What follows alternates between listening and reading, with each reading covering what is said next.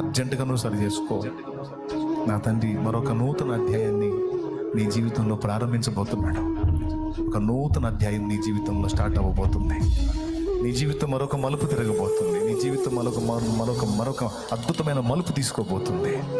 ఆ టర్నింగ్లోకి వచ్చున్నావు నువ్వు. ఇక్కడ నువ్వు బ్యాలెన్స్ అవ్వాలి, ఇక్కడ నేను బ్యాలెన్స్ అవ్వాలి, ఇక్కడ మనం క్రమపరచబడాలి. ఒక మలుపు తీసుకోబోతున్నాడు కాబట్టి, ఆ టర్నింగ్లోకి తెచ్చాడు కాబట్టి ఇప్పుడు ముక్కుసూటిగా నీతో మాట్లాడుతున్నాడు. అర్జెంటుగా నువ్వు సరి చేసుకో.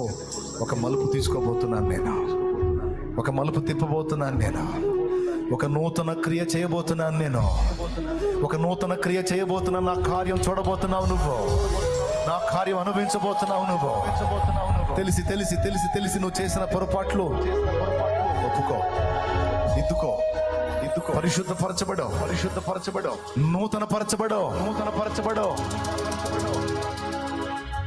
నా కార్యం ఏంటో నీకు చూపిస్తాను. నేను నీ పక్షంగా కదలబోతున్నాను, నిన్ను ఆశీర్వదించబోతున్నాను. నూతన నడత నీ చెప్పులు నీ తొడగబోతున్నాను. నీకు అధికారాన్ని ఇవ్వబోతున్నాను, నీకు అధికారాన్ని ఇవ్వబోతున్నాను, నీకు అధికారమునివ్వబోతున్నాను, నీకు అధికారమునివ్వబోతున్నాను. అధికారము